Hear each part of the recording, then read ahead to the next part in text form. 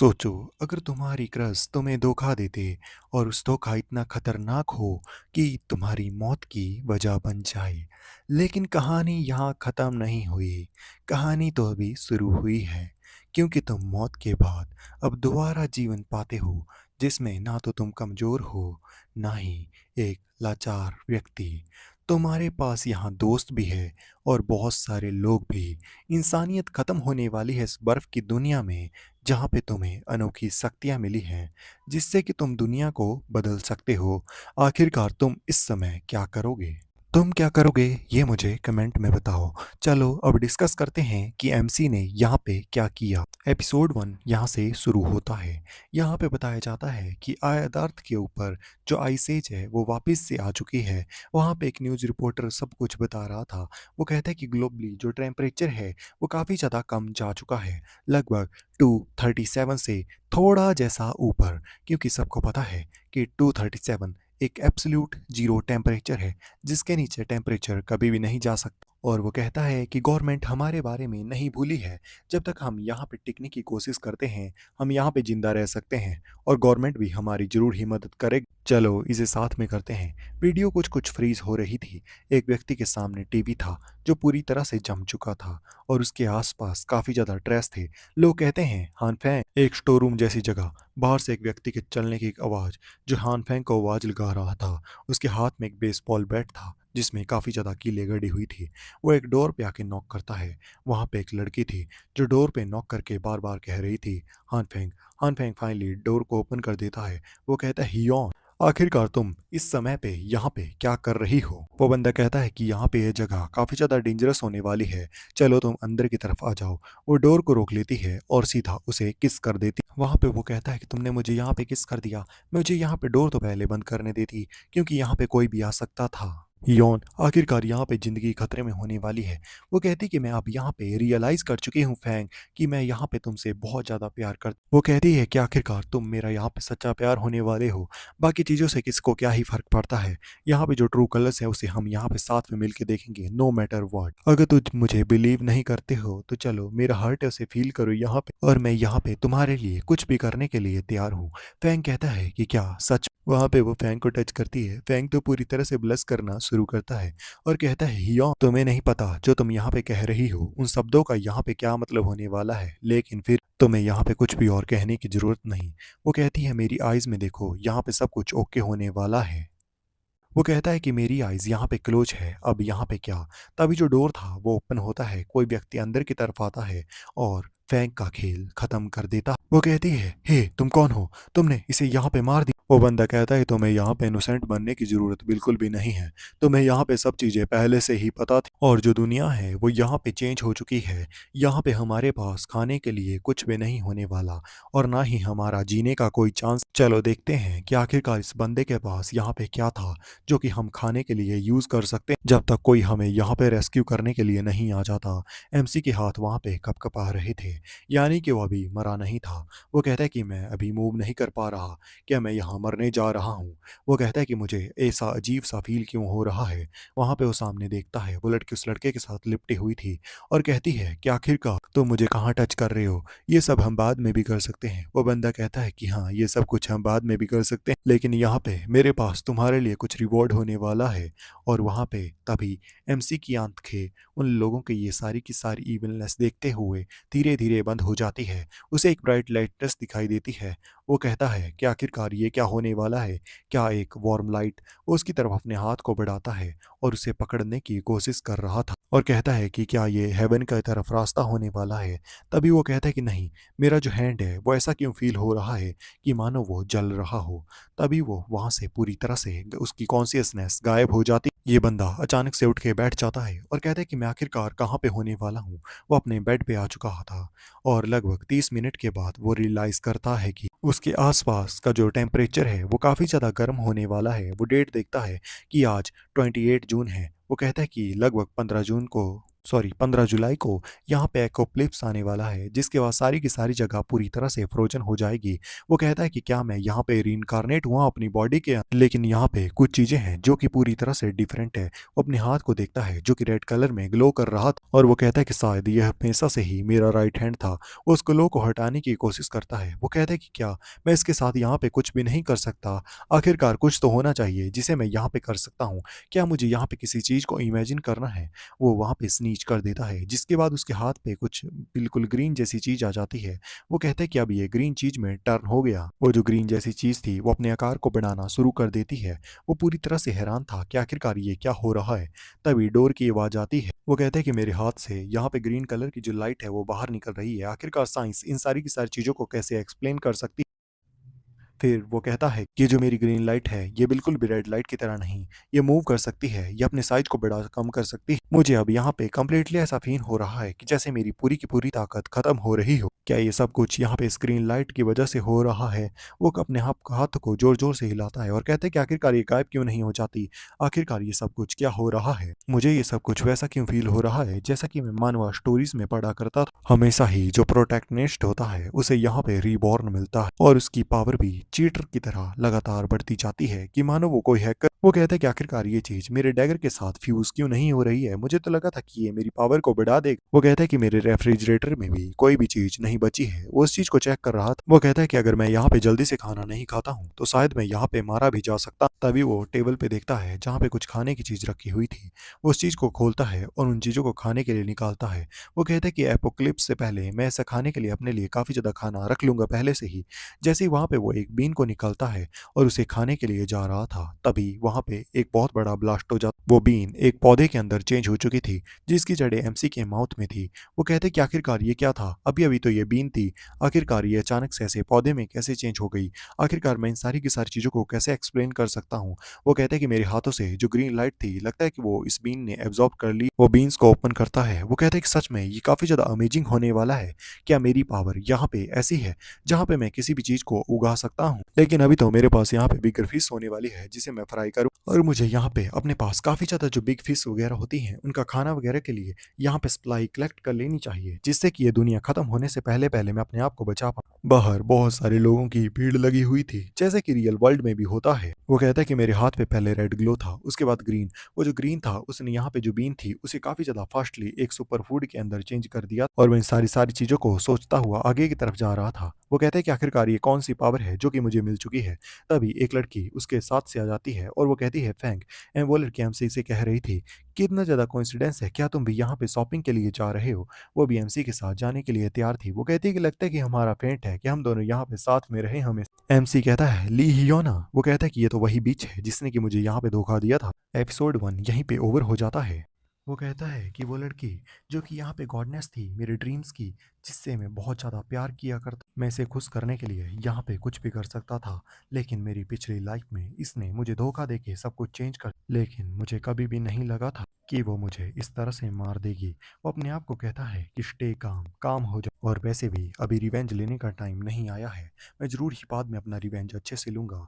और वो अपने आप को कंट्रोल कर रहा था। वो लड़की कहती है हान फैन। वो लड़की उसके सामने आके ड्रामा करना शुरू कर देती है। हे आखिरकार तुम कहाँ चले गए? आखिरकार तुम जोन में चले गए क्या? तुम मेरी आवाज़ क्यों नहीं सुन रही हो? मैं तुम्हारा नाम ले रही हूँ। फैंग कहता है कि मुझे माफ़ करना, मैं यहाँ पे तुम्हारे लिए ब्यूटी के अंदर इतना खो चुका था कि मैं तुम्हें नज़रअंदाज कर, मुझे माफ़ कर देना क्योंकि मैं यहाँ पे थोड़ी देर के लिए लॉस्ट हो गया था। वो कहती है कि कोई बात नहीं और इतनी ज़्यादा तारीफ करने की ज़रूरत भी नहीं। वो स्माइल करती है और कहती है कि जब हम दोनों यहाँ पे मिल ही चुके हैं और शॉपिंग के लिए जा रहे हैं, तो क्यों ना हम दोनों यहाँ पे साथ में एमसी कहता है कि मुझे माफ़ करना, लेकिन हम आज ऐसा नहीं कर सकते। वो पूरी तरह से शॉक थी कि आखिरकार इस बंदे ने मुझे मना कैसे कर, और वो अपने दिमाग में कहता है कि मेरा यूज़ करने का यहाँ पे आज तुम्हारा नाइस ट्राई था, लेकिन मैं अभी इतना ज़्यादा मूर्ख नहीं कि कोई मुझे वापस से इस्तेमाल कर पाए।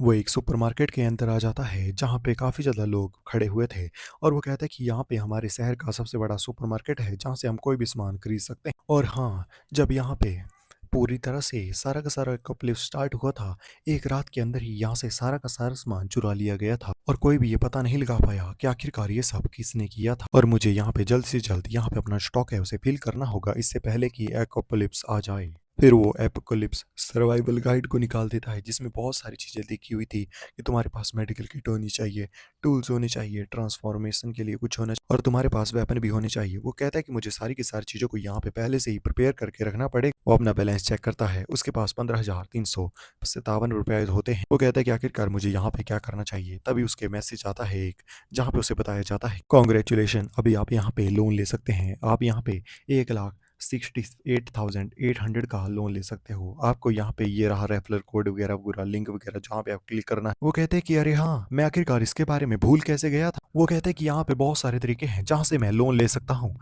और एक्लिप्स आने वाली है तो मुझे नहीं लोन को लौटाने की कोई ज़रूरत नहीं पड़ने वाली। वहाँ पे वो लड़की उसके सामने से जा रही थी। वो अपने आगे की तरफ कैन वगैरह को थोड़ती हुई जा रही थी। वो कहती है कि आखिरकार वो सिम्प आखिरकार मुझे यहाँ पे मना करने की हिम्मत कैसे कर सकता है? क्या वो सीरियसली यहाँ पे पूरी तरह से चेंज हो चुका? एक पैथेटिक लूज़र जिसके पास कार भी नहीं है। मैं उसके साथ इतना नाइस थी, आखिरकार वो ऐसा कैसे कर सकता है? तभी पीछे से एक गाड़ी आती है।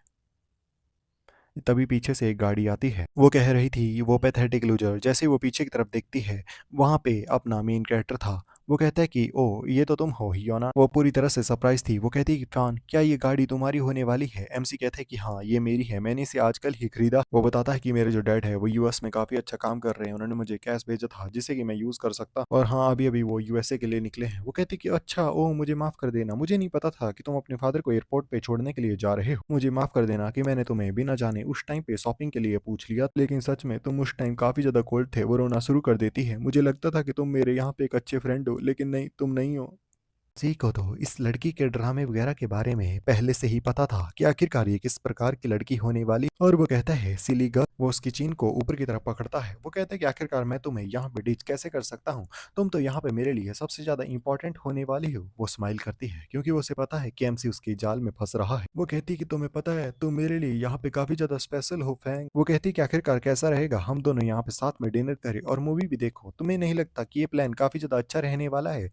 फैन उसके सामने से गायब था। वो कहती कि आखिरकार तुम्हें कैसा लगा? लेकिन फैन तो वहाँ पे था ही नहीं। वो पूरी तरह से शॉक हो जाती है। एमसी वहाँ पे अपना सामान वगैरह निकल रहा था गाड़ी से। वो कहते हैं कि नहीं, नहीं शायद मैं नहीं कर पाऊँगा क्योंकि मैं आज काफ़ी ज़्यादा बिज़ी रहने वाला हूँ।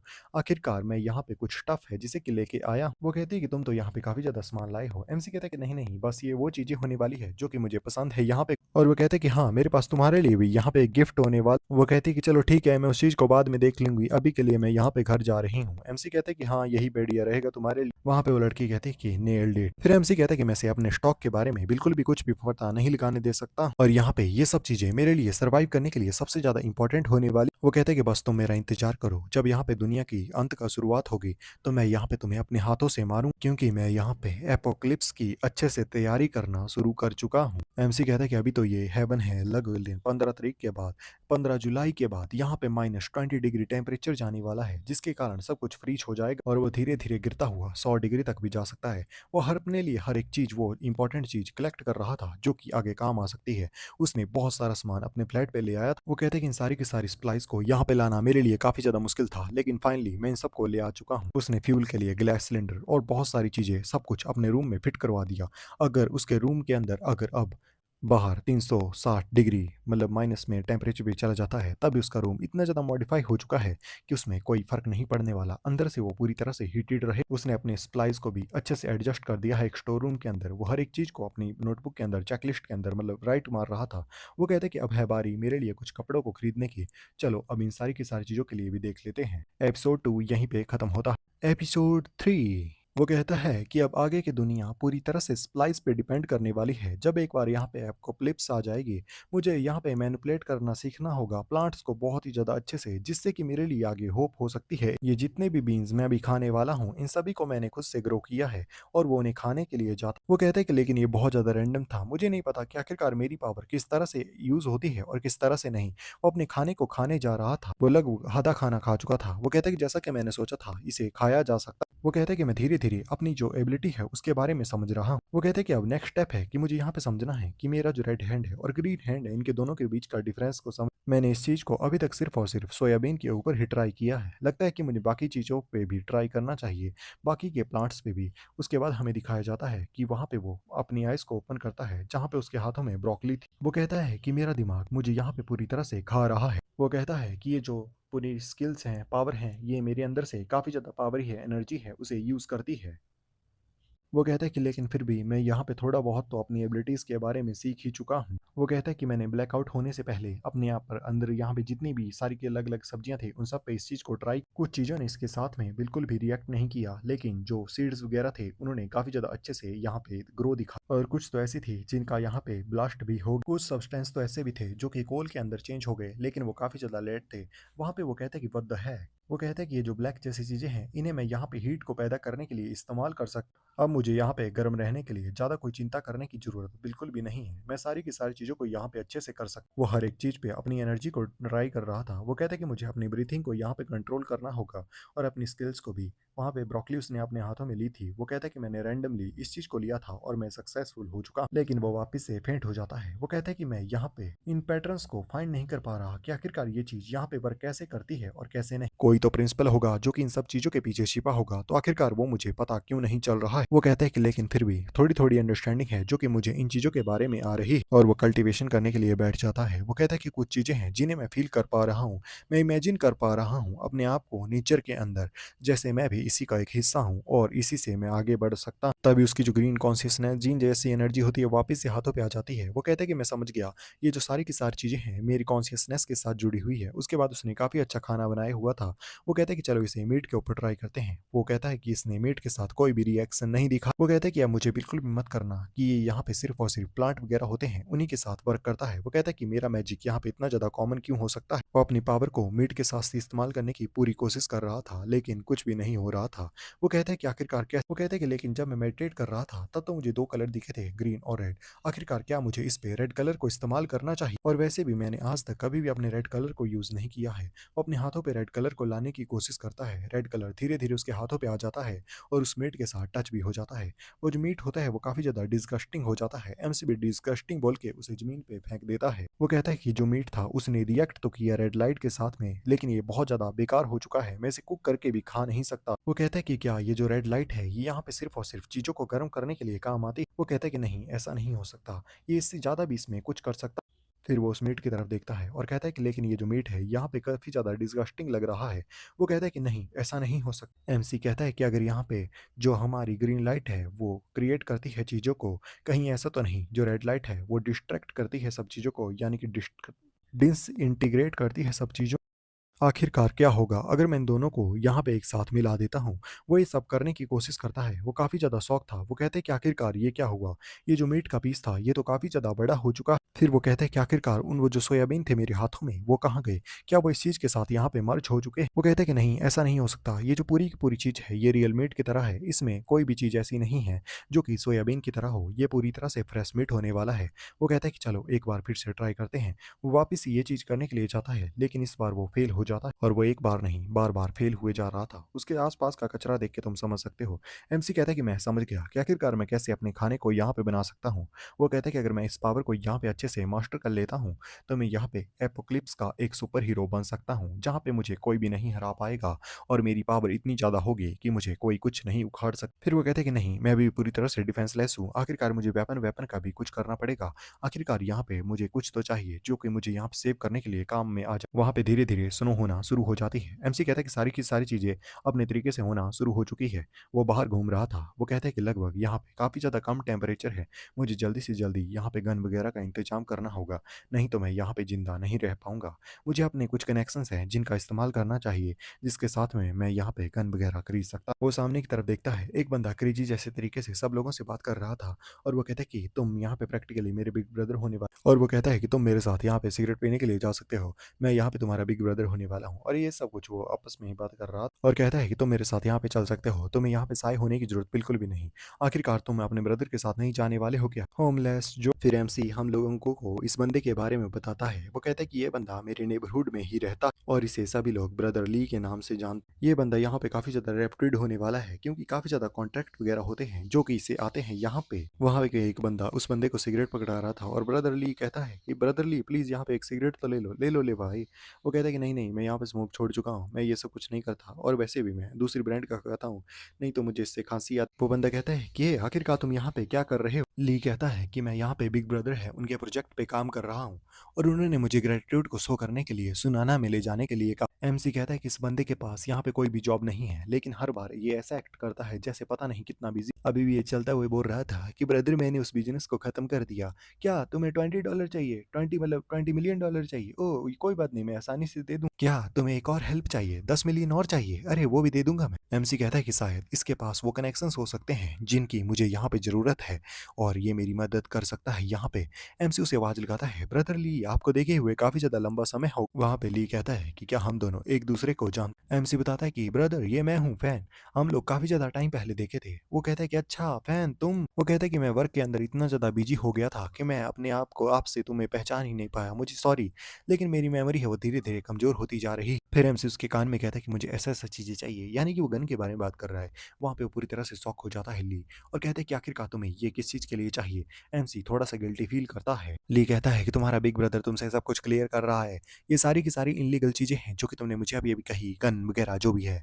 ये मेरे कनेक्शन तो होने वाले हैं, लेकिन मैं नहीं चाहता कि तुम इन जैसे डेंजरस चीजों के अंदर मिक्स। एमसी कहता है कि नहीं नहीं ब्रदर ली, आप यहाँ पे इस चीज को कुछ ज्यादा ही सीरियस ले रहे हो। फिर एमसी कहता है कि मेरी यहाँ पे कुछ लोगों से ग्रजेस हो चुके हैं, उन लोगों ने मुझे धमकी दी है, इसलिए मुझे सेल्फ डिफेंस के लिए ये चीजें चाहिए हूँ। फिर वो फेक स्टोरी सुनाना स्टार्ट करता है कि मैं जब चल रहा था तभी एक बंदे ने मेरे ऊपर थूक दिया। मैंने उससे पूछा कि आखिरकार तुमने मेरे फेस पे कैसे थूका। उस बंदे ने मुझे बहुत पीटा और मैंने भी उसे बहुत पीटा। उस बंदे ने जाते हुए मुझे कहा कि मैं तुम्हें बिल्कुल भी नहीं छोड़ूंगा। उसके कुछ दिनों बाद वो गुंडों को लेके आया, उसने मुझे बहुत बुरी तरह से मारा, मतलब बहुत ही ज्यादा बुरी तरह से, इसलिए मुझे अब सेल्फ डिफेंस के लिए एक वेपन चाहिए। ली कहता है कि क्या एक बंदे ने तुम पे थूका? सच में ये तो बहुत ज्यादा बेकार बात है। वो बंदा बिल्कुल भी उसे नहीं पता है कि आखिरकार सिविक सेंस क्या होती है। लगता है वो बंदा जरूर ही पाकिस्तान से होगा, उसे तो बॉम्ब से उड़ा देना चाहिए। ली अब एमसी को पकड़ लेता है और कहता है कि चलो मैं तुम्हें यहाँ पे सपोर्ट दूंगा, चलो मैं यहाँ पे अपने बिग ब्रदर को कॉल करता हूँ और तुम्हारी मदद कर देता हूँ।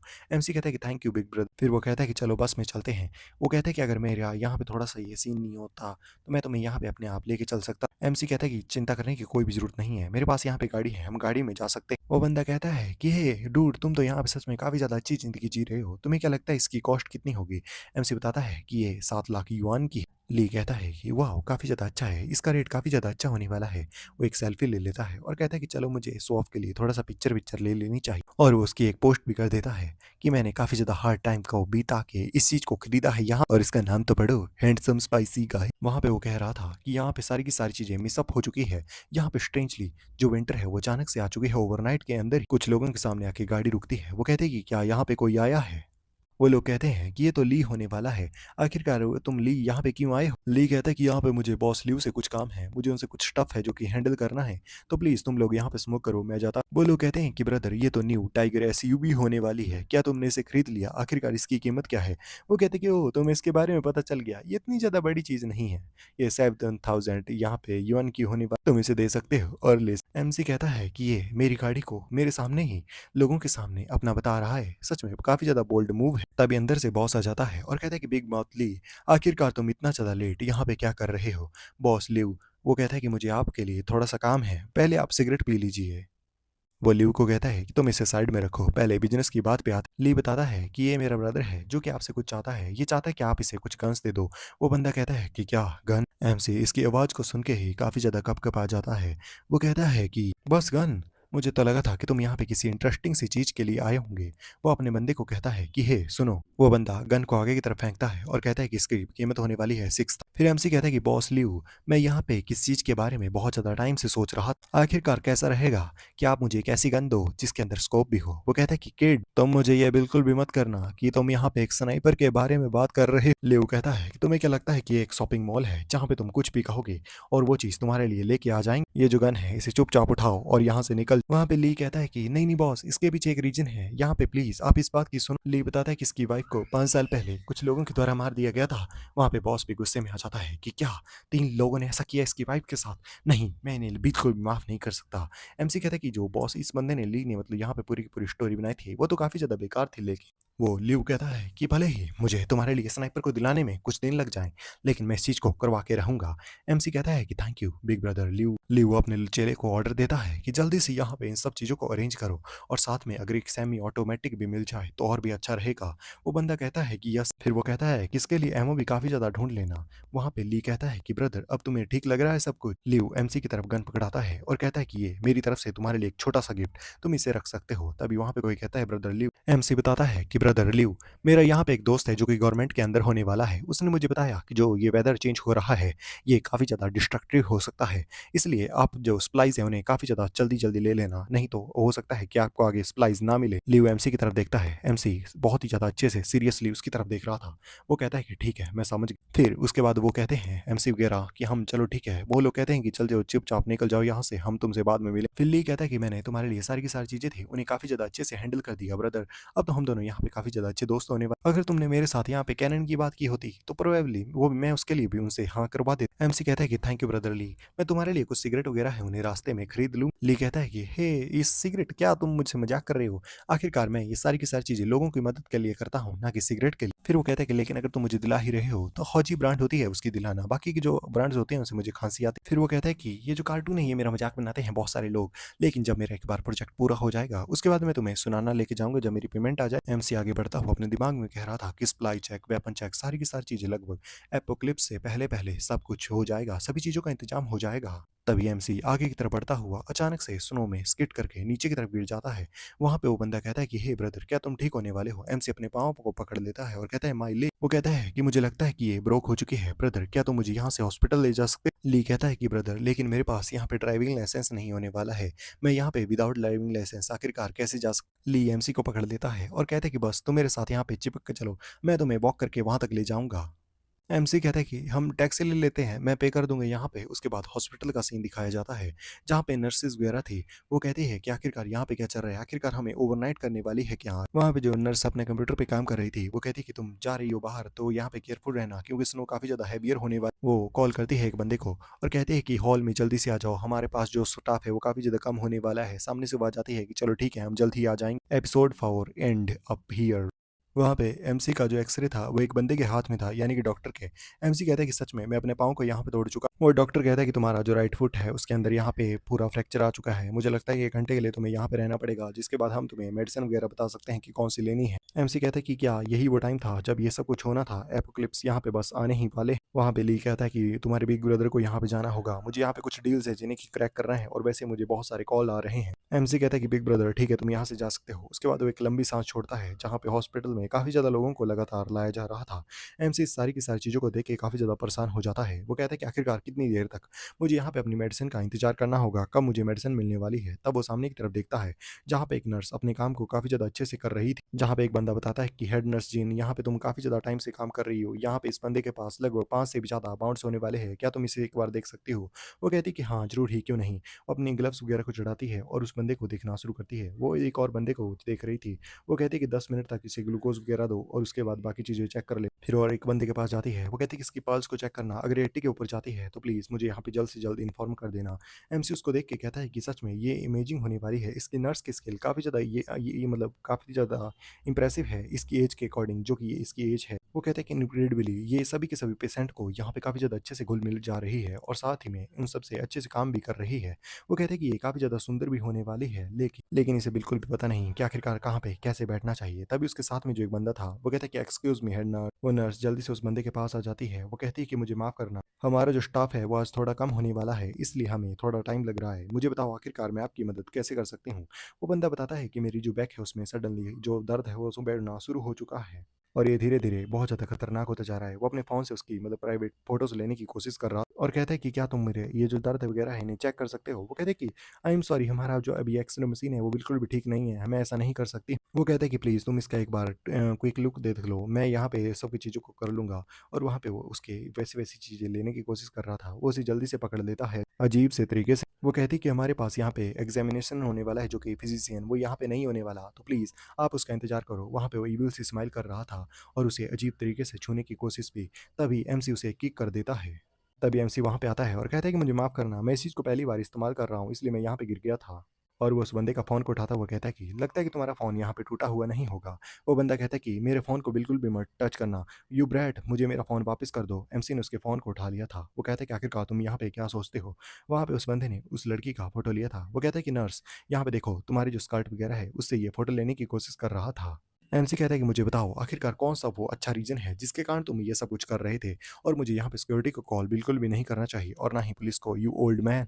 वो ओल्ड मैन भी अब गुस्से में आ चुका था। एमसी कहता है कि नेक्स्ट टाइम जब भी मैं यहाँ पे तुम्हारा फेस को देखूँगा और अगर तुमने मेरे साथ फ़ोन लेने की कोशिश भी की तो मैं तुम्हें यहाँ पे पूरी तरह से इंटरनेट के ऊपर वायरल कर दूँगा और तुम्हें ख़त्म भी। वो बूढ़ा व्यक्ति काफ़ी ज़्यादा गुस्से में आ चुका था और काफ़ी ज़्यादा तेज़ी से वहाँ से भाग जाता है। वो नर्स कहती है कि वेट और वो कहती है कि क्या इस बंदे ने अभी-अभी यहाँ पे ये नहीं कहा कि इसके बैक में पेन थी, लेकिन ये तो काफ़ी ज़्यादा तेज़ी से भाग रहा है। एमसी कहता है कि क्या ये लड़की सच में यहाँ पे इसी दुनिया के अंदर रहती है? आखिरकार ये लड़की यहाँ पे कैसी होने वाली है? फिर एमसी उसे बताता है कि वो जो परवर्ट था, वो तुम्हारी स्कर्ट के अंदर से यहाँ पे तुम्हारी पिक्चर वगैरह लेने की कोशिश कर रहा था। वो कहती है कि क्या? सीरियसली? मैंने तो इन सब चीज़ों को बिल्कुल भी नोटिस नहीं किया। एमसी उसके पास फ़ोन पकड़ाता हुआ कहता है एमसी फ़ोन पकड़ाता हुआ उसके पास कहता है कि तुम्हें अब डिसाइड करना है कि आखिरकार तुम यहाँ पे पुलिस को बुलाने वाली हो या फिर क्या करने वाली हो? और जब भी तुम यहाँ पे पेशेंट वगैरह के साथ होती हो, तुम्हें यहाँ पे काफ़ी ज़्यादा केयरफुल रहना चाहिए। वो कहती है कि थैंक यू मेरे साथ यहाँ सी मदद करने के लिए। लेकिन क्या तुम्हारा जो एंकल था वो यहाँ पे इंजर्ड नहीं था? तभी एमसी बहुत ज़्यादा ज़ोर से वहाँ पे चिल्ला देता है। वो ज़मीन पे गिर चुका था, वो उसके एंकल पे एक बार वापस से पट्टी कर देती है। वो कहती है कि सभी काम काफ़ी ज़्यादा अच्छे से यहाँ पे पूरा हो गया, अब तुम्हें यहाँ पे कहीं पे हर्ट तो नहीं हो रहा है? एमसी कहता है कि थैंक यू, अब ये चीज़ें बिल्कुल भी हर्ट नहीं कर रही है। वो कहती है कि नहीं, नहीं, यहाँ पे वो तो मुझे होना चाहिए थैंकफुल तुम्हारे लिए क्योंकि तुमने उससे बैड गाय से मुझे यहाँ पे काफ़ी ज़्यादा अच्छे से बचा लिया था। एमसी के पाँव से टच कर रहे थे और आप देख सकते हैं कहाँ पे। वो कहता है कि तुम्हें अपनी सराउंडिंग के बारे में यहाँ पे ज़्यादा ध्यान रखना पड़ेगा। वो कहता है कि तुम्हें अवेयर रहना पड़ेगा, समझ गई? तभी वहाँ पीछे एक और नर्स आ जाती है और कहती है कि हेड नर्स हमें आपकी ज़रूरत होने वाली है। वो कहती है कि ऑलराइट। अब वो हेड नर्स कहती है तुम लगभग हफ्ते के बाद यहाँ पे आ जाना, जिसके बाद हम तुम्हारा जो एंकल है इसे एक बार वापस से चेक कर लेंगे। एमसी कहता है ओके। वो कहते हैं कि क्या 1 हफ्ते के बाद? और वो कहता है कि लगता है कि मैं इसे एक बार वापस से नहीं देख पाऊँगा। उसके बाद नेक्स्ट डे का सीन दिखाया जाता है, जहाँ पे बहुत ज़्यादा हेवी रेनफॉल हो रही थी और स्नोफॉल भी। एक न्यूज़ रिपोर्टर बताती है कि हेवी स्नोफॉल के कारण यहाँ पे जो टेम्परेचर है वो लगातार गिरता जा रहा है और ना जाने कब तक वो ऐसे ही गिरने वाला है। इजिप्ट, दुबई, हर एक जगह पे स्नोफॉल हो रही है। पूरी दुनिया पूरी तरह से ठंडी हो चुकी है। वहाँ पे एक जगह पे दिखाया जाता है जहाँ पे कोल जलाया हुआ था। एमसी काफ़ी ज़्यादा अच्छे से अपने रूम के अंदर रेस्ट कर रहा था। वो कहता है कि मेरे लिए तो सब कुछ नॉर्मल होने वाला है, भले ही लोगों की ज़िंदगी यहाँ पे तबाह भी हो सकती है। वो कहता है कि गवर्नमेंट यहाँ पे कुछ भी फैलाने की कोशिश कर रही है। वो नहीं चाहती गवर्नमेंट कि यहाँ पे एकदम से पैनिक फैल जाए, जिससे कि सारे के सारे जो स्टोर वगैरह हैं, उनसे लोग सामान जल्दी-जल्दी खरीदना शुरू कर दें। वो कहता है कि नहीं, इस बार ऐसा नहीं हो सकता। मैं यहाँ पे पूरी तरह से प्रिपेयर कर चुका हूँ सब चीज़ों। वो कहता है कि मैं सप्लाई को तैयार कर चुका हूँ, अपने घर को पूरी तरह से तैयार कर चुका हूँ, अपने घर में हीटिंग सिस्टम को काफ़ी अच्छा फिट करवा सक यहाँ पे सब कुछ पहले से ही तैयार है। मुझे किसी भी चीज़ के लिए चिंता करने की कोई भी ज़रूरत नहीं। मैं यहाँ पे सर्वाइव कर सकता हूँ। उनका जो कॉम्प्लेक्स था, उसमें सारे के सारे लोग न्यूज़ देख रहे थे। वो कहते हैं कि क्या इजिप्ट में भी स्नो हो रही है? जिसमें लगभग 268 लोग हैं और उनके बहुत सारे मैसेज आ चुके थे, जो कि आप सब लोग ग्रुप में देख सकते हो। मतलब ज इसमें इमेज में देख सकते हो, मैं लगा दूँगा। एमसी कहता है कि आखिरकार यहाँ पे सारे के सारे लोग किस बारे में बात कर रहे हैं और आखिरकार ये व्यक्ति कौन है जो कि एपोक्लिप्स के बारे में बात कर रहा है? आखिरकार कौन और कैसे कि इस बंदे को यहाँ पे पता है एपोक्लिप्स के बारे में? और एपिसोड नंबर 5 यहीं पे खत्म हो जाता है। एपिसोड्स एमसी कहता है कि इस जैसे जो मिस्टीरियस पर्सन हैं, उनसे मुझे बच के रहना पड़ेगा क्योंकि मुझे नहीं पता कि आखिरकार इसे कैसे आइस एज एपोक्लिप्स के बारे में पता है। वहाँ पे लोग ग्रुप में बहुत सारे मैसेज कर रहे थे कि आखिरकार मैं यहाँ पे प्रॉपर्टी में पैसे क्यों देता हूँ? क्या तुम यहाँ पे स्नो वगैरह को हटा नहीं सकते हो? मुझे यहाँ पे जल्दी से शॉपिंग मॉल में जाके कुछ शॉपिंग करनी। वहाँ पे वो सभी लोग यहाँ पे एक ग्रुप के अंदर कलेक्ट हो चुके थे और कहते कि आखिरकार ये जो प्रॉपर्टी का एजेंट है वो कहाँ पे होने वाला है? हमें यहाँ पे सब कुछ एक्सप्लेनेशन लोग कह रहे थे कि बाहर बहुत ज़्यादा स्नो होने वाली है, इसलिए हम यहाँ पे बिल्कुल भी कुछ नहीं कर सकते हैं। प्रॉपर्टी मैनेजमेंट थी वो काफ़ी ज़्यादा गुस्से में दिख रहे। वो सभी लोग चिल्ला रहे थे कि आखिरकार तुम लोगों को यहाँ पे इतना ज़्यादा पैसा देने का क्या मतलब है? आखिरकार अगर तुम हमारे लिए इतना छोटा-सा मैटर है उसे भी पूरा नहीं कर सकते हो। आखिरकार तुम लोगों ने हमसे जो मैनेजमेंट फीस है उसको क्यों लिया है? आखिरकार हम लोगों को यहाँ पे रिफंड चाहिए। वो कहते हैं कि आखिरकार फैंग कहाँ पे होने वाला? तभी वहाँ पे कोई आ जाता है और कहता है कि तुम सभी लोग यहाँ पे शांत हो जाओ और इस व्यक्ति का नाम था जियांग। वो कहता है कि बाहर काफ़ी ज़्यादा स्टॉर्म चल रही है। आखिरकार इसमें कोई तुम्हारी कैसे ही मदद कर सकता है? और वो कहता है कि स्नोफॉल यहाँ पे काफ़ी ज़्यादा होने वाली है। अगर हम इसे क्लियर करने की कोशिश भी करते हैं, तो इसमें ना जाने कितने घंटों लगने वाले। आखिरकार हम लोग यहाँ पे इस तरह से फाइट कर रहे हैं, इसकी जगह अगर हम क्लीन करने में मदद करें, तो ये सारा का सारा काम काफ़ी ज़्यादा जल्दी-जल्दी किया जा सकता है। और वैसे भी जो प्रॉपर्टी मैनेजमेंट के लोग हैं, वो भी आखिरकार यहाँ पे इंसान ही होने वाले हैं। तो आखिरकार हम यहाँ पे नेचर के रूल्स के अंदर बंधे हुए हैं, तो आखिरकार हम लोग यहाँ पे कर ही क्या सकते हैं? वहाँ पे कुछ लोग कहते हैं कि आखिरकार तुम यहाँ पे कौन हो? आखिरकार यहाँ पे मदद करने की जगह तुम यहाँ पे लेक्चर क्यों दे रहे हो हम लोगों को? क्या ही तुम यहाँ पे एक ओनर तो नहीं होने वाले, जो कि यहाँ पे प्रॉपर्टी मैनेजर की तरह अपने आप को मतलब सामने ला रहे हो जिससे कि तुम उनकी साइड ले सको। आखिरकार तुम यहाँ पे कौन होने वाले हो? हमें ये वो बंदा कहता है कि मैं यहाँ पे जो प्रॉपर्टी मैनेजमेंट वाले हैं उनकी जगह बात कर रहा हूँ। तो बेसिकली मैं यहाँ पे एक ऐसा पर्सन होने वाला हूँ जो कि उनसे रिलेटेड नहीं है। बस मैं उनकी यहाँ पे बीच में आ रहा हूँ एक थर्ड पर्सन। और वो कहता है कि वैसे भी जो यहाँ पे प्रॉपर्टी मैनेजमेंट होने वाली है, उन्हें कॉर्नर में इस तरह से पुश करना बिल्कुल भी हमारे जो जितने भी यहाँ पे सारी की सारी चीज़ें यानी रिसॉल्व नहीं कर देगा। इसलिए हमें यहाँ पे साथ में मिलके सब चीज़ों को करना चाहिए जिससे कि हम सब काम आसानी से कर पाएँ। वो लोग कहते हैं, तो आखिरकार तुम ही हमें क्यों नहीं बताते कि आखिरकार हमें यहाँ पे क्या करना चाहिए? क्या तुम हमें यहाँ पे चाहते हो कि हम यहाँ पे डेथ तक पूरी तरह से भूखे मर जाएँ? वो बंदा कहता है कि इस समय पे यहाँ पे अपनी गाड़ी को लेके जाना सुपरमार्केट तक, ये बहुत ही ज़्यादा खतरनाक होने वाला है और वैसे भी जो पूरे रोड हैं, उन्हें पहले हमें साफ़ करना पड़ेगा, जिसके बाद हम गाड़ी को ले जा मेरा सजेशन यही रहेगा कि हम वॉक करते हुए बाहर की तरफ जाएँ। अगर तुम इसे एक्सेप्ट करते हो, तो ये काफ़ी ज़्यादा अच्छी आसान रास्ता रहने वाला। एमसी कहता है कि मुझे धीरे-धीरे इस बंदे के बारे में याद आ रहा है, ये है ओनर जियांग। और आखिरकार इसकी जो बातें हैं, ये काफ़ी ज़्यादा लाइवली पर्सन था पिछली लाइफ। तभी वहाँ पे एक और बंदे की एंट्री हो जाती है। वो कहते हैं कि क्या ये सारा का सारा मैटर यहाँ पे काफ़ी ज़्यादा अच्छे से सॉल्व हो रहा है? आखिरकार तुम लोग यहाँ पे जो रोड है, उन्हें साफ करने के लिए कुछ करते क्यों नहीं हो? आखिरकार तुम यहाँ पे चुप क्यों नहीं हो जाते हो? तुम यहाँ पे लगभग 1 दिन से हाफ दिन से पूरी तरह से एक-दूसरे से चिल्ला-चिल्ला के इस ग्रुप में बात कर रहे हो कि आखिरकार कोई ना कोई यहाँ पे स्नो को हटा दो। ये सारी की सारी चीज़ें कितनी ज़्यादा अनोइंग होने वाली। ली भी अपने ग्रुप में आ जाता है। वो कहता है कि मैं भी तुम लोगों की यहाँ पे मदद कर दूँगा, अगर तुम लोग बाहर जाना चाहोगे। और वैसे भी मेरे पास कुछ मिलियन हैं, जिन्हें कि मैं यहाँ पे इन्वेस्ट करना चाहता हूँ। मुझे डिस्कस करना है कुछ अच्छे लोगों से। फैन कहता है कि इससे आइडिया लगा सकते हो कि ये व्यक्ति कौन होने वाला है। हाँ, ये सबको पता है, ये ली है। सभी के सभी लोग वहाँ पे आ जाते हैं और कहते हैं कि हम भी मदद करने को तैयार हैं, हम भी मदद करने को तैयार हैं। वहाँ पे एक लड़की आ जाती है, वो कहती है कि मैं भी जाना चाहती हूँ, लेकिन मेरी जो स्ट्रेंथ है वो उतनी ज़्यादा नहीं होने वाली, ही। एक और लड़की आती है, वो कहती है कि भले ही मुझे पिछले 2 दिनों से फ्लू है, लेकिन मैं फिर भी आप लोगों के साथ यहाँ पे जाने के लिए पूरी तरह से तैयार हूँ। मैं यहाँ पे मदद करने की जो कोशिश ज़रूर ही कर एमसी कहता है कि क्या सच में ये लड़की यहाँ पे जाने वाली है? ये तो बस नखरा करती है। तभी बहुत सारी लड़कियाँ आगे की तरफ आ जाती हैं। वो कहती है कि आखिरकार यहाँ पे बहुत सारे मेन हैं। आखिरकार हियोना, आखिरकार हम तुम्हें यहाँ से जाने कैसे दे सकते हैं? मुझे तो लगता है कि तुम्हें यहाँ पे घर में रहना चाहिए और अच्छे से रेस्ट करनी चाहिए और अपने आप को ठीक कर लेना चाहिए। बहुत सारे लोग उसके पास आ जाते हैं। वहाँ पे वो कहते हैं कि थैंक यू तुम सभी का कि तुम सबने इतना ज़्यादा कंसर्न दिखाया। लेकिन तुम लोगों को यहाँ पे ट्रबल का सामना करना पड़ सकता है, लेकिन मैं भी चलना चाहती हूँ। एमसी कहता है कि अगर किसी से यहाँ पे काम वगैरह करना हो, तो यहाँ पे हियोना काफ़ी ज़्यादा अच्छी होने वाली है। वो बाहर आ चुका था ग्रुप से, क्योंकि वो भी अब इन लोगों की चैट से काफ़ी ज़्यादा परेशान हो जाता है। ली हो ने उसे मैसेज किया हुआ था। उसने मैसेज भेजा था कि तुमने मुझे कहा था कि तुम मुझे जल्द ही कॉन्टैक्ट करोगे। आखिरकार क्या तुम कहीं पे बिज़ी होने वाले हो पिछले कुछ दिनों से? मैं तो यहाँ पे तुम्हारा इंतज़ार कर रही हूँ। और उसने लिखा था कि मैं यहाँ पे तुम्हारा इंतज़ार कर रही हूँ। एक अजीब-सा फ़ोटो भेजा था उसने, मतलब मेरे को तो अजीब लग रहा है भाई, मतलब एकदम वैसा वाला। वो लिखा था कि अगर तुम सुपरमार्केट जाते हो तो मेरे लिए भी खाना ले आना, मेरे रूम भी आ जाना प्लीज़। एमसी कहता है कि क्या इस जैसे कंडीशन में भी तुमने यहाँ पे स्वेटर वगैरह कुछ नहीं पहनी, इस प्रकार के कपड़े पहने हो? सच में तुम यहाँ पे मुझे अपने आप की तरफ अट्रैक्ट करने के लिए कुछ चीज़ें तो करने की कोशिश कर रहे थे। वो कहते हैं कि मुझे यहाँ पे सोचना चाहिए कि आखिरकार मुझे यहाँ पे किस तरह से रिप्लाई करना चाहिए। वो कहता है कि मैं समझ गया। वहाँ पे उस लड़की ने अपने फ़ोन पे पैर रखा था। वो कहते हैं कि हाँ फैन, तुम बस मेरा इंतज़ार कर। फिर एमसी इंस्टाग्राम चलाना शुरू कर देता है, जहाँ पे लड़की कह रही थी कि आज दूसरा दिन आ चुका है एपोकलिप्स का और हम लोग अभी भी, हमारा जो सिस्टम है ईटिंग वाला, वो अभी भी काम कर रहा है। और वो दूसरी-दूसरी वीडियो बना रही थी गाइस, जैसे कि तुम भी इंस्टाग्राम पे देखने के लिए जाते हो। ओह! एमसी कहता है कि अभी एपोकलिप्स का बस दूसरा ही दिन चला है और मैं तो अभी से यहाँ पे बोर होना शुरू हो चुका हूँ। आखिरकार क्या मुझे यहाँ पे क्या चीज़ें हैं जिन्हें कि यहाँ पे सीखने की ज़रूरत है, और मेरी जो लैक है वो भी अभी यहाँ पे बिल्कुल भी ठीक नहीं हुई। मुझे लगता है कि ये अच्छे से टूट चुकी है और इसे फिक्स होने में 1 मंथ से भी ज़्यादा होने लगने वाला है। चलो वीडियोज़ को देखना जारी रखते हैं। वहाँ पे वो अलग-अलग वीडियोज़ को देख रहा था, जहाँ पे एक बंदे को दिखाया जाता है, जो कि काफ़ी ज़्यादा बुरी तरह से, मतलब जो बहुत ज़्यादा चोट वगैरह लगी हुई थी। लोग कहते हैं कि इस बंदे के पास यहाँ पे सेल्फ रिकवरी टाइप की पावर होने वाली है। एमसी काफ़ी ज़्यादा शॉक हो जाता है। वहाँ पे वीडियो से आवाज़ आ रही थी कि जब इस बंदे ने 15वें फ्लोर से जंप कर दिया था, उसके बाद इसकी हड्डियाँ और इंटरनल ऑर्गन थे वो टूट चुके थे। लेकिन उसके बाद डॉक्टर ने बहुत चीज़ें फाइंड की और इसके बाद की यह वीडियो अगर आप देखना चाहते हो तो नेक्स्ट पार्ट को फॉलो करो। एमसी कहते हैं कि राइट, आखिरकार मैं इस चीज़ के बारे में यहाँ पे क्यों नहीं सोचता। वो अपने पास से अपनी जो एनर्जी थी उसे बाहर की तरफ निकालता है और ग्रीन एनर्जी को अपने पाँव पे लगा देता है। वो कुछ देर के बाद कुछ चीज़ों को फ़ील करता है। वो कहता है कि लगता है कि मैं यहाँ पे कुछ ज़्यादा ही ओवरथिंक कर रहा था। मेरी ग्रीन लाइट है वो मेरे को यहाँ पे इंजरी से फास्टली रिकवर करने के अंदर बिल्कुल भी मदद नहीं कर सकती है। तभी वो वहाँ पे सो जाता है और वो ड्रीम के अंदर देखता है कि वो आदिवासी टाइप बन चुका है और वहाँ पे वो अपनी बकरियों को चरा रहा था और साथ में उसके हाथों में एक रोप भी होती है। शहर वालों, मुझे बताओ आखिरकार ये रोप इसके हाथ में क्यों है? एपिसोड 6 यहीं पे खत्म होता है। मिलते हैं एपिसोड 7। एमसी अभी भी यही सपना देख रहा था कि वो बकरियों के ऊपर बैठ के उन्हें आगे की तरफ बढ़ रहा है। उसका जो पाँव था, उसमें उसे दर्द फ़ील होता है कि वो मानो वो दर्द से चकरा रहा था। तभी एक जो बकरी थी, वो उस पे लिक करना शुरू कर देती है। एमसी उस बकरी को साइड की तरफ हटाता है, लेकिन तभी वो जो बकरी थी, एमसी के पाँव को पकड़ लेती है और उसके बाद उसे ऊपर की तरफ खींच देती। अब वो जो ग्रीन एनर्जी थी, वो एमसी के पाँव को मानो ठीक कर रही थी। एमसी तभी अपनी नींद से उठ जाता है और कहता है कि आखिरकार ये किस प्रकार का हीरोलियस सा ड्रीम था? आखिरकार इतना ज़्यादा बेकार ड्रीम। तभी वो देखता है कि उसका जो पाँव था, वो धीरे-धीरे ठीक हो रहा है। वो अपने पाँव से जो पट्टी थी उसे हटा देता है। वो कहते हैं कि मेरी लेग है वो बिल्कुल भी हर्ट नहीं कर रही।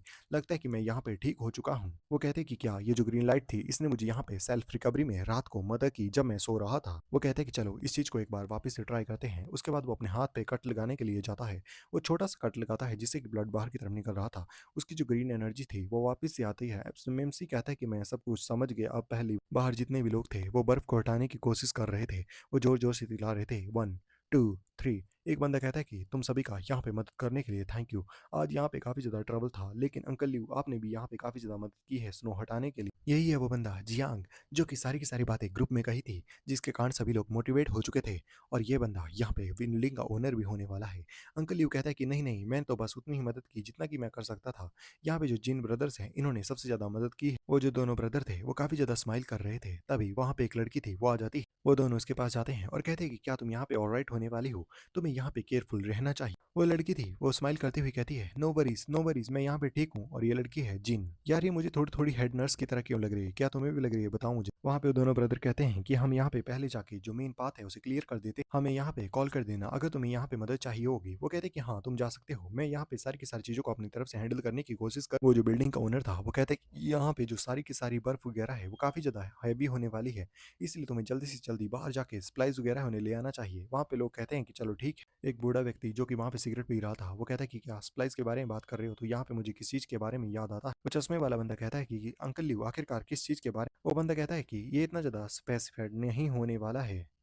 वो बंदा बताता है कि कुछ दिन पहले ही यहाँ पे ओनर है हमारे नेबरहुड में, उसने काफ़ी ज़्यादा सप्लाईज वगैरह थी उसे स्मॉल ट्रक में ले जाके अपने घर की तरफ मूव कर रहा। वो चश्मे वाला बंदा कहता है कि ये तो काफ़ी ज़्यादा कॉमन सी बात है, लगता है कि वो यहाँ पे रिनोवेट वगैरह कर रहा था अपने रूम वगैरह। अंकल लियो कहता है कि वो जितना सामान वहाँ पे लेके आया था, गैस टैंकीज, यहाँ पे फायर प्लेसेस और बाकी सारी चीज़ें, वो इतनी नॉर्मल नहीं थी जितना कि आप सोच रहे हो। ये सब कुछ ऐसे था कि मानो वो प्रिपेयर कर रहा था अपने आप को विंटर के लिए। वो दोनों ट्विंस वहाँ पे आ जाते हैं और कहते हैं क्या ब्रदर जेंग और अंकल लियो यहाँ पे जो मेन रास्ता होने वाला है वो पूरी तरह से साफ हो चुका है, अब हम आगे की तरफ जा सकते हैं। वहाँ पे लियो कहता है कि ओह थैंक यू ब्रदर। वहाँ पे एक बंदा आ जाता है और कहता है कि क्या तुमने अभी अभी यहाँ पे ये बात की कि यहाँ पे कोई प्रिपेयर कर रहा था अपने आप को विंटर से लड़ने के लिए? सच में ये जो बातें हैं ये काफ़ी ज़्यादा इंटरेस्टिंग होने वाली। तभी पीछे से एक स्नोबॉल आके सीधा उस बंदे के हेड पे लगती है। पीछे एक लड़की थी वो कहती है कि वो आखिरकार तुम वहाँ पे क्या कर रहे हो? जल्दी से यहाँ पे आओ, अपने काम को अच्छे से करो। और ये लड़की थी लिऊ यान। वो बंदा कहता है कि यहाँ पे सब कुछ मैं है अकेला ही कर रहा हूँ, तुम तो बस यहाँ पे साइड में खड़ी होके देख ही रही हो। वो कहती है कि दूसरों के ऊपर तुम पॉइंट बिल्कुल भी नहीं उठा सकते जब तुम यहाँ पे बस बात कर रहे। वहाँ पे चश्मिश कहता है कि तुम दोनों आपस में लड़ना बंद करो, यहाँ पे हमारी मेन प्रॉब्लम कुछ और होने वाली है जो कि अभी के लिए पाथ क्लियर हो चुका है, हमें सब कुछ करना चाहिए अच्छे से। वो जो हेड नर्स लग रही थी मुझे लड़की, मुझे अभी भी हेड नर्स ही लग रही है। वो कहती है कि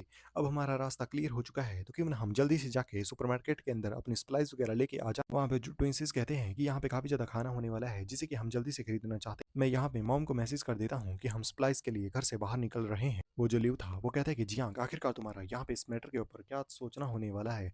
आखिरकार जो स्टॉर्म वगैरह है उन चीज़ों के बारे में तुम्हें क्या लगता है कि आखिरकार यहाँ पे क्या चल रहा है? वहाँ पे जियांग कहता है कि अगर मैं सच-सच कहूँ तो मैं इस चीज़ के बारे में ज़्यादा कंसर्न बिल्कुल भी नहीं हूँ। वो कहता है कि बस ये एक छोटी-सी स्टॉर्म होने वाली है जो आज नहीं तो कल रुक ही जाएगी और जितनी भी चीज़ें हैं यहाँ पे नॉर्मल हो जाएगी जैसे कि पहले थी। आखिरकार आपको यहाँ पे क्या लगता है? और अगर ऐसा नहीं भी होता है तो हमारा जो एक नेबरहुड है उसके पास काफ़ी ज़्यादा रिसोर्सेज़ होने वाले हैं, तो क्या ये चीज़ हमारे सब लोगों के लिए काफ़ी ज़्यादा अच्छी नहीं? वहाँ पे वो बूढ़ा आदमी कहता है कि हाँ, आप यहाँ पे सही कह रहे हो। वहाँ पे कोई तो है जो कि यहाँ पे ब्रेन का इस्तेमाल कर रहा। वहाँ पे जियांग वापस से कहता है कि सारे के सारे लोग यहाँ पे साथ में रहो और अपने आप को ओवरपुश करने की बिल्कुल भी ज़रूरत नहीं है। और जो स्नो है वो धीरे-धीरे और भी ज़्यादा हेवियर होती जा रही है। हमें जल्दी से जल्दी 3 घंटे के अंदर स्टोर मार्केट में जाके जल्दी से वापस आना होगा। एमसी के घर में लाइट जल रही थी और वो वहाँ पे आराम से सो रहा। वहाँ पे कोई डोर को नॉक कर रहा था और कह रहा था कि ओ लिटिल ब्रदर जल्दी से यहाँ पे डोर को ओपन। एमसी कहता है कि क्या यहाँ पे लिटिल ब्रदर मतलब ली होने वाले हैं? मैं यहाँ पे सो रहा था ब्रदर। वहाँ पे ली वो गन वन लेके आ चुका था। वो कहता है कि मैं वो चीज़ें लेके आ चुका हूँ जो कि तुमने यहाँ पे ऑर्डर की थी। आखिरकार यहाँ पे एक सेमी ऑटोमेटिक गन भी होने वाली। और इसी के साथ हमारा एपिसोड नंबर 7 भी यहाँ पे खत्म हो जाता है। अब तुम लोगों ने इनफ देख लिया है इस मानवा को, तुम लोग मुझे बताओ कि आखिरकार तुम्हें ये मानवा कैसी लग रही है? अगर तुम्हें ये अच्छी लग रही है तो इसके लिए लाइक कमेंट शेयर जरूर कर दें जिससे कि मेरी मोटिवेशन बनी रहे और मैं आपके लिए ऐसी ही न्यू न्यू मानवास को लाता रहूं। एमसी वहाँ पे इस सब के लिए उसे थैंक यू कह रहा था। लिऊ कहता है कि तुम्हें इसके लिए थैंक यू कहने की ज़रूरत नहीं है। ब्रदर लिऊ ने कहा है कि तुम्हारी वजह से ही हम लोगों ने स्टॉक वगैरह था उसे पहले ही ले लिया था। इसलिए हम तुम्हारे कारण यहाँ पे काफ़ी ज़्यादा सप्लाइज़ वगैरह हमारे पास होने वाली है। एमसी कहता है कि ब्रदर लिऊ है वो सच में यहाँ पे काफ़ी ज़्यादा पोलाइट होने वाले हैं। ली काफ़ी ज़्यादा लंबी साँस छोड़ता है। एमसी पूछता है कि ब्रदर क्या हो गया यहाँ? वो बताता है कि तुम्हें पता है कि जो सप्लाई मार्केट है ईस्टर्न डिस्ट्रिक्ट में वो पूरी तरह से खाली हो चुका था। हम लोग वहाँ पे गए थे लास्ट नाइट ही, वहाँ पे उसमें कुछ भी नहीं बचा हुआ था। एमसी कहता है कि क्या एक पूरे के पूरे सुपरमार्केट को एक दिन के अंदर ही पूरी तरह से खत्म कर दिया गया? आखिरकार ऐसा कैसे हो सकता है? एमसी कहता है कि क्या ये चीज़ यहाँ पे सच में हुई थी? मुझे इस पे बिल्कुल भी बिलीव नहीं हो रहा है। फिर ली कहता है कि ब्रदर मैं थोड़ी देर में आता हूँ, यहाँ पे कुछ और क्लोथ्स को पहन के। एमसी कहता है कि चलो ठीक है ब्रदर। उसके बाद वो अपने रूम के अंदर आ जाता है। वो कहता है कि चलो मैं इन सारी की सारी चीज़ों को देखता हूँ और मुझे अपनी जो पावर वगैरह है उन्हें सीक्रेट ही रखना पड़ेगा। मुझे पहले से ही पता था कि जो सुपरमार्केट है वो लूट लिया जाए, लेकिन आखिरकार जिसने भी उसे लूटा और उसे लूटा कैसे होगा मुझे ये समझ नहीं आ रहा है। वो कहते हैं कि ये सब कुछ तो उस मानवा की जैसा है जो कि हमारे रीडर ने पढ़ी थी। उसमें भी उस बंदे ने पूरे के पूरे सुपरमार्केट को अपनी पावर के द्वारा ही पूरा का पूरा एब्ज़ॉर्ब कर लिया था। वो कहता है कि क्या सच में यहाँ पे कोई ऐसा सुपर ह्यूमन भी होने वाला है जिसके पास इस प्रकार की एबिलिटीज़? मैं आपको बता दूँ कि एक और मानवा भी है जिसकी स्टार्टिंग और बाकी की चीज़ें काफ़ी ज़्यादा इससे मैच करती है। लेकिन उसमें जो उसमें अपना मेन कैरेक्टर है उसकी पावर इससे काफ़ी ज़्यादा डिफरेंट है। जैसे कि इसमें बताई अभी-अभी वैसी ही पावर उसके बंदे के पास। मुझे नहीं पता कि ये दोनों जो मानवस हैं, ये दोनों एक मतलब साथ में स्टोरी टाइप है या फिर क्या है? मतलब जैसे एमसीयू में होता है ना कि एक चैप्टर के बाद दूसरा चैप्टर फिर दोनों को लिंक करते हैं वो, वैसा कुछ है या फिर पता नहीं क्या सीन है। स्टार्टिंग में तो मुझे भी लगा था कि मैं सेम ही मानवा तो एक्सप्लेन नहीं कर रहा हूँ, बट हाँ, ये डिफरेंट है, वो डिफरेंट है। एमसी कहता है कि आखिरकार एक सुपर ह्यूमन जिसके पास एक अलग ही प्रकार की एबिलिटीज़ है, वो अपने हाथों में ग्रीन पावर को अनलीश करता है। वो कहते हैं कि आखिरकार कैसे? आखिरकार कैसे किसी और के पास भी पावर हो सकती है, वो भी मेरे से ज़्यादा अच्छी। लेकिन फिर वो शांति से बैठ जाता है। उसके बाद वो बुक मैनुअल को पढ़ना शुरू करता है कि आखिरकार उसे कैसे-कैसे क्या चीज़ें करनी चाहिए। वो अपने पास काफ़ी ज़्यादा चीज़ों को लिख चुका था कि वो क्या-क्या खाना बना सकता है। आखिरकार कौन से 2 खाने हैं जिन्हें कि वो मैच करके एक अच्छा खाने में चेंज कर सकता है। वहाँ पे अपने हाथों में बीन को निकाल और कहता है कि यहाँ पे जो सक्सेस रेट होता है वो काफ़ी ज़्यादा लो होता है। मुझे नहीं पता कि आखिरकार मुझे कितनी बार यहाँ पे ट्राई करना पड़ेगा अगर मैं यहाँ पे इस चीज़ को अब पूरी तरह से सक्सेसफुल होने वाला चाहता हूँ। मुझे लगता है कि 10 बार ट्राई करना पड़ेगा फिर जाके मैं सक्सेसफुल हो पाऊँ। फिर वो कहते हैं कि आखिरकार अब ये यहाँ पे क्या हो रहा है? उसके हाथ में एक ब्लास्ट हो जाता है। वो पूरी तरह से समझ नहीं पाता ये क्या था? वो कहते हैं कि क्या यहाँ पे एक बार मैं फिर से फेल हो चुका हूँ? उसके हाथ में एक स्टोन आ चुका था। वो कहते हैं कि मुझे तो लगा था कि मैं यहाँ पे फाइंड आउट कर चुका हूँ कि आखिरकार ये सारी की सारी चीज़ें यहाँ पे किस तरह से वर्क करती है। वहाँ पे 10 बज के 45 मिनट हो चुके थे। वो अपने हाथों में एक बीन को पूरी तरह से उगा चुका। वो कहते हैं कि फाइनली मैं अपनी स्किल को यहाँ पे यूज़ करके यहाँ पे एक जो पौधा था उसे उगा चुका हूँ। लेकिन इसके पीछे ना जाने में कितनी ही जो बीन्स थी उन्हें डिस्ट्रॉय कर चुका। और ये जो ग्रीन पावर है ये मेरी एनर्जी भी काफ़ी ज़्यादा खा लेती है। उसने कुछ जो यहाँ पे बीन्स थे उन्हें बना लिया था। वो कहता है कि मुझे यहाँ पे जो इसकी एनर्जी वैल्यू होती है इसे काफ़ी ज़्यादा अच्छे से मेंटेन करना पड़ता है। अगर ये थोड़ा भी ऊपर या नीचे चली जाए तो यहाँ पे जो चीज़ होती है वो पूरी तरह से बर्बाद हो जाती है। वो कहता है कि ये जो सारा का सारा मॉडल है ये तो मुझे थोड़ा-थोड़ा पूरी तरह से मैच करता हुआ लग रहा है किसी चीज़। वो कहता है कि ये जो चीज़ है ये पॉपुलर डांसिंग मॉडल है, उन सारी की सारी चीज़ों से यहाँ पे मेंटेन करता और वो वहाँ पे एक डायरेक्शन दिखाई जाती है कुछ, जिनका अकॉर्डिंग उन सारी की सारी चीज़ों को करना शुरू करता है। उसे बताया जाता है कि वो जो उसकी बॉल वगैरह थी वो काफ़ी ज़्यादा तेज़ी से आगे की तरफ बढ़ रही है और फाइनली उसका जो ट्री था वो वापस से एक बीन के ट्री में चेंज हो जाता है। वो कहता है कि अब मुझे यहाँ पे मीट के ऊपर भी इन चीज़ों को ट्राई करना चाहिए। उसके बाद वो मीट के ऊपर भी ट्राई करता है, लेकिन वो लगातार फ़ेल हुए जा रहा था। उन चीज़ों को याद करके वो सोचता है कि ये चीज़ काफ़ी ज़्यादा डिफ़िकल्ट होने वाली है, लेकिन मैं फिर भी इस चीज़ को ट्राई करना चाहूँगा। उसके पास वो जो पैटर्न था वो वापस से आ जाता है। वो उस पैटर्न को वापस से रिपीट करना शुरू कर देता है, लेकिन एक गलत मूव, बस एक गलत मूव, वहाँ पे वो ब्लास्ट हो जाती है चीज़ें। वो वापस से चीज़ों को शुरू करता है, लेकिन हर बार ये चीज़ें बार-बार मिस हुए जा रही थी। वो समझ नहीं पाता कि आखिरकार वो कौन-सा पैटर्न होने वाला है जिसे कि उसे यहाँ पे फ़ॉलो करना है। उसका रूम पूरी तरह से खराब हो चुका था। वो अपने दिमाग में सोचता है कि आखिरकार कौन-सा पैटर्न, वो उस पैटर्न को लगाता है और फाइनली वो जो सब चीज़ें हैं वो वर्क कर जाती है। उसका जो लेग पीस था वो काफ़ी ज़्यादा बड़ा हो जाता है। वो कहता है कि ओह! इसे खाने में अब मज़ा आएगा। वो कहता है कि फाइनली मैं उस मेथड को ढूँढ चुका हूँ जिससे कि मैं यहाँ पे मीट को भी अब बना सकता हूँ। उसके बाद बाहर का सीन दिखाया जाता है जहाँ पे बहुत ज़्यादा हेवी स्नोफॉल हो रही थी। न्यूज़ रिपोर्टर वगैरह बाहर का सीन दिखा रहे थे कि बाहर बहुत ज़्यादा स्नोफॉल हो रही है। यहाँ पे हमारी कंट्री है वो पूरी तरह से जम चुकी है और बाकी की लोकेशन भी यहाँ पे ये लोकेशन बिल्कुल भी सेफ नहीं है। आपको बाहर घर से निकलना ही नहीं चाहिए, आपको घर के अंदर ही रहना चाहिए अगर आप सेफ रहना चाहते हो। हमारे लिए भी प्रीवियस कुछ दिनों में यहाँ पे सब कुछ रहना काफ़ी ज़्यादा मुश्किल होने वाला है और जितनी भी लाइट, इलेक्ट्रिसिटी सब चीज़ें हैं वो धीरे-धीरे यहाँ पे ठप पड़ती जा रही है। एमसी के ग्रुप में काफ़ी ज़्यादा मैसेज आए हुए थे। वो कहता है कि क्या यहाँ पे जो सारे के सारे लोग हैं वो ग्रुप में अभी भी एक्टिव होने वाले हैं। सभी लोग वहाँ पे मैसेज मैसेज करे जा रहे थे, वहाँ पे वो वापस से उसी लैंड में पहुँच जाता है, जहाँ पे सारे के सारे लोग बात कर रहे थे। एमसी कहता है कि ज़रूर ही ये लोग यहाँ पे मैं जो पूरी न्यूज़ वगैरह है उन्हें देखा है, ये सोच रहे हैं कि इनके लिए सप्लाई आने वाली है, ये उसी का वेट कर रहे हैं यहाँ पे कि कोई ना कोई इनके लिए सप्लाई लेके आएगा।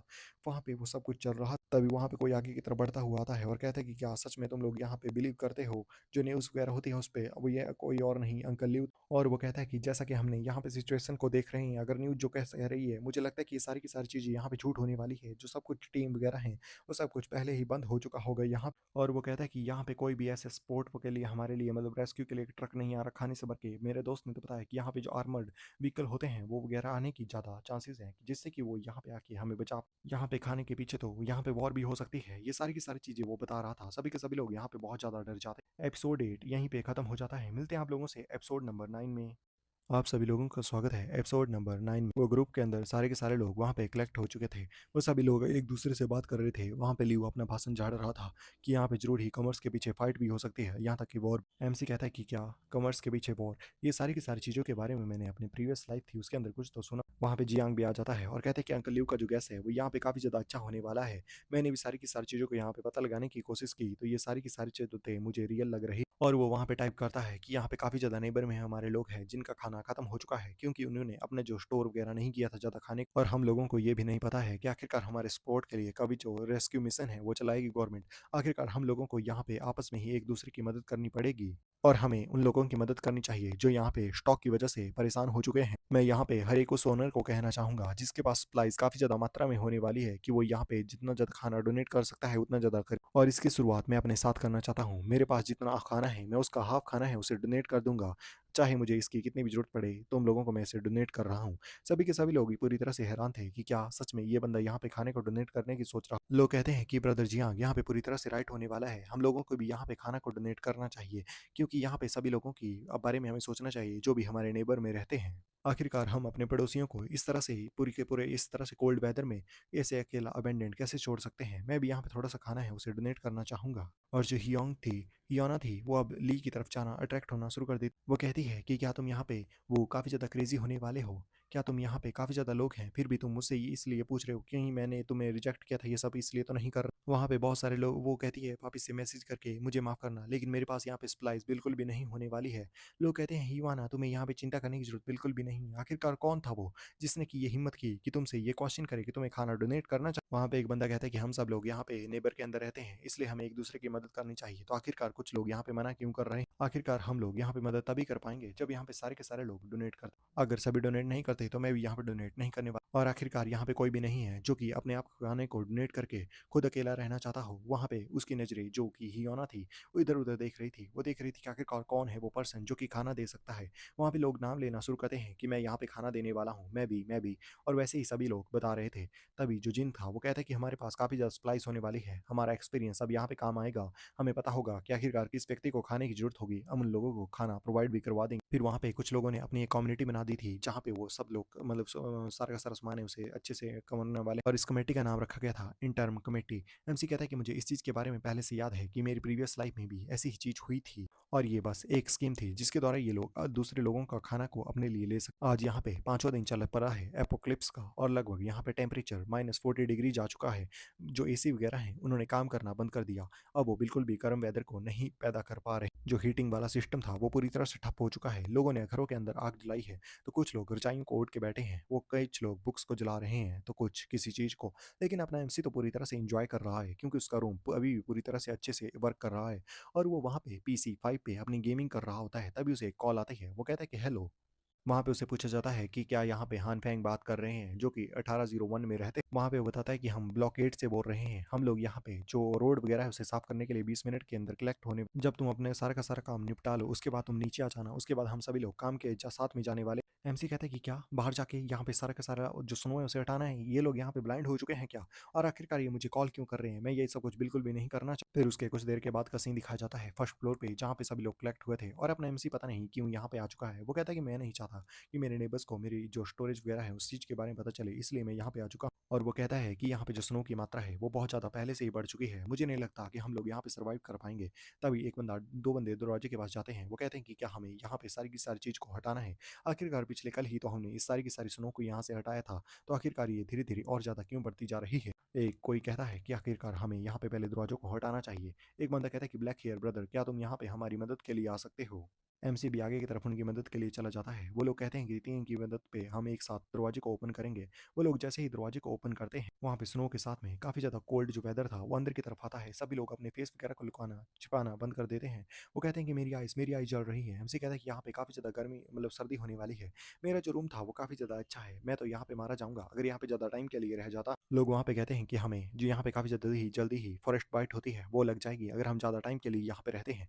हमें जल्दी से जल्द अपना काम को निपटाना पड़ेगा। एक बंदा कहता है कि क्या तुम्हें लगता है कि तुम इतनी ज़्यादा स्नो को हटा सकते हो? ये पूरी तरह से इम्पॉसिबल होने वाला है। कोई इडियट ही होगा जो कि इस तरह के टेम्परेचर में बाहर जाने के बारे में सोचे। तभी एग्ज़िट डोर से कोई आता है और कहता है कि मैं यहाँ पे होने वाला हूँ। एमसी कहता है कि ये आवाज़ वो व्यक्ति अंदर की तरफ आ जाता है और कहता है कि आखिरकार तुम सब लोग यहाँ पे काबिर्ड की तरह ट्रीट क्यों कर रहे हो?